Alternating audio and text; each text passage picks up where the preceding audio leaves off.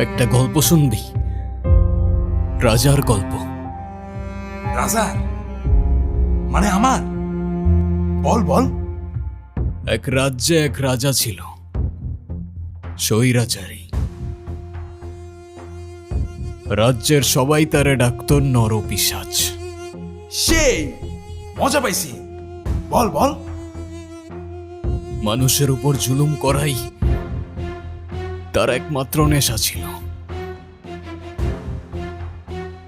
কিন্তু দুঃখের বিষয় কি জানিস?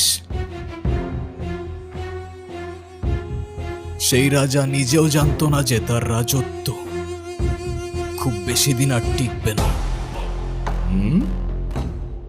কারণ এই দুনিয়াতে সব স্বৈরাচারেরই পতন হয়। সেই মজা পাইছি, তারপর? একদিন সেই রাজার রাজ্যেরই খুব সাধারণ একটা বালক রাজার বিপক্ষে চলে গেল, আর রাজার রাজত্ব চোখের পলকে ধূলিসাৎ হয়ে যায়।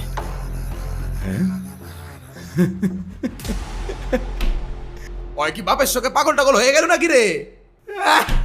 তোরা কি অনেক কিছু খাওয়াইছিস রে?